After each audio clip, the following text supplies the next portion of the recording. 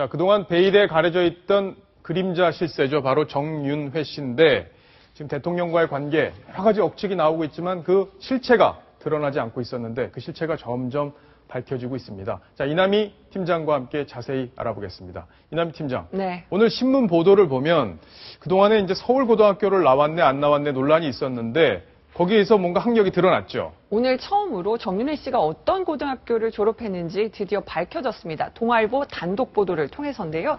그 정윤회 씨는 서울 종로구 내수동에 있던 그 보인상고를 1974년에 졸업을 했습니다. 이 보인상고는 지금은 송파구에 이제 보인고라고 이제 바뀌었는데요. 예. 또 재미난 것은 이 정윤회 씨가 보인상고를 졸업을 하고요. 그러니까 대한항공에서 보안 승무원으로 1981년부터 근무했다. 그러니까 숨겨져 있던 정윤회 씨의 어떤 행적들, 예. 출신, 학력 이런 것들이 오늘 공개가 됐습니다. 자, 그러면 일단 그동안 세간에는 이런 추측들이 있었어요. 네. 야, 서울고등학교 정윤회 씨가 나왔다고 때문에, 알려져 있기 때문에 네. 서울고등학교 출신들 지금 굉장히 잘 나가는 거 아니냐. 문창극 총리 후보자도 결국에 서울고등학교였기 때문에 추천된 거 아니냐. 이런 그렇죠. 의혹들이 있었잖아요. 뭐 만만의 여러 가지 얘기가 나왔었는데 예. 지금 박근혜 정부 실세 인사들 보면은 처음에 어떤 대통령직 인수위원장 지낸 김용준 전 헌재 소장도 그렇고요. 뭐 주철기 외교안보 수석 예. 또 뭐 서승환 국토교통부 장관 서울고 출신들이 굉장히 많습니다.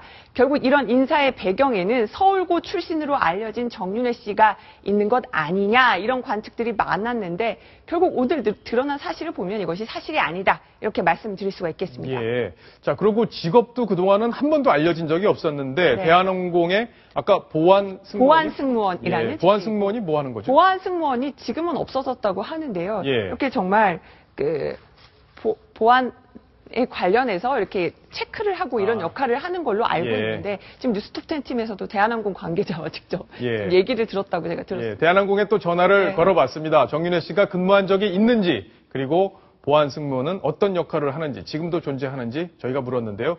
자세히 대답을 했습니다. 저희 회사에 있었던 거는 맞는 것 같아요. 몸담았었던 거는 맞는 것 같은데 뭐 몇 기인지 그것까지는 뭐 저희는 자세히는 모르고 보안과 관련된 그런 업무를 하는 그런 성격의 승무원들이 있었어요. 옛날에는 그런 보안 승무원들이 있었어요. 지금은 없고 69년도에 뭐 그때 우리 항공기 납북 사건이 있었나 봐요. 그때 이제 그 기내 보안을 위해서 이런 어떤 사법 경찰권을 갖는 그런 보안 승무원을 이제 탑승을 시켰었던 것 같고요. 94년도인가 이게 폐지가 된 것 같아요. 그리고 저희 회사에 있다 그만두고 나가신 분이니까 그분에 대해서 저희도 사실 잘 몰라요. 제도가 없어지면서 일부는 회사를 그만두고 나가고 일부는 또 다른 파트로 또 변경이 돼가지고 다녔었던 것 같아요. 지금 현직에 있는 대한항공 사람들 만나고 그런 건 아닌 것 같고 아주 오래전 얘기잖아요. 예, 아주 오래전에 근무했다. 지금 현재는 대한항공과 전혀 관련은 없는 것 같고 대한항공에 근무하는 분들과 만나는 게 아니라 과거에 근무 같이 했던 분들과 좀 만난다. 뭐 이런 얘기인 거죠. 결국은 세월호 참사 당일날도 그 역술인 뭐 이모 씨를 만난 것으로 알려졌는데 그 후에 누구를 만났냐 보니까 바로 대한항공 칼 인맥, 그러니까 과거에 함께 근무했었던 사람을 만났다. 이 사실도 오늘 보도를 통해서 드러나기도 했습니다. 예. 자, 박성원 논설위원. 그러면 궁금한 게 그럼 대한항공에 다니다가 박근혜 대통령하고는 어떻게 인연이 됐다 이렇게 볼 수 있을까요? 이미 알려져 있듯이 그 최태민 목사의 사위지 않습니까? 그 최태민 목사는 이제 퍼스트 레이디 시절에 그 한마음 구국봉사단 활동을 박 대통령이 하면서 알게 됐고 자연히 그 사위였던 정윤회 씨와도 아마 알게 되면서 특히 이제 그 12.6을 당하고 이른바 그 블랙아웃 18해라고 박근혜 대통령이 완전히 그 세상에서 멀어져 있을 때 그 시절에 또 최태민 목사와 가족은 서로 또 위로를 하고 또 많은 도움을 주었던 그런 관계로 하면서 정윤회 씨와도 계속적으로 인연이 이어졌던 걸로 보입니다. 예.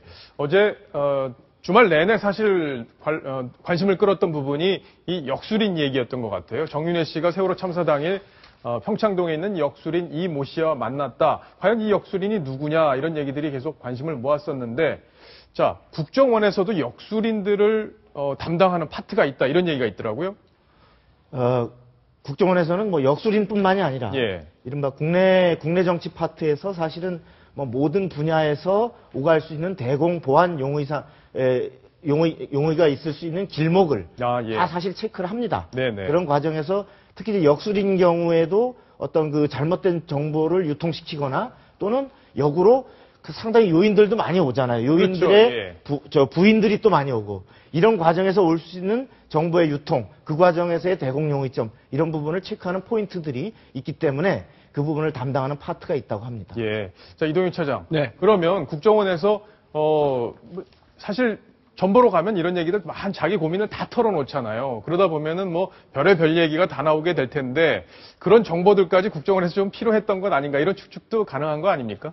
뭐 폭넓게 보자면 그런 생각을 할 수가 있겠죠. 그런데 이 여론이라는 것을 수집하는 차원이라면 이해가 되는데 특정 역술인들을 사찰을 하거나 이런 개념보다는 각 분야에서 정치, 경제, 사회, 문화, 체육 각 분야에서 지금 국가의 동향, 여론 동향은 어떻고 또 대공 용의점은 혹시 없는지 이런 부분들을 체크하다 보니까 이 유명한 역술인들 많은 사람들이 찾아오다 보니까 그 대목에 있어서도 우리 박성원 논설위원이 지적하는 것처럼 어떤 국가안보에 문제가 되는 점은 있을 수 있나 해서 그 점을 체크하다 보니까 이런 논란까지 나오는 것 같습니다. 그런 것 같습니다. 자, 정윤회 씨가 그동안 베일에 가려져 있다 보니까 계속 억측들이 나오고 여러 가지 추측 보도도 나오고 있는데 본인이 좀 한번 언론에 등장을 해서 시원하게 국민들한테 나는 그림자 실세가 아니다. 왜 그러냐? 이런 이유 때문이다. 이런 내용들을 아주 상세히 설명할 수 있는 기회가 마련됐으면 좋겠다는 생각이 듭니다.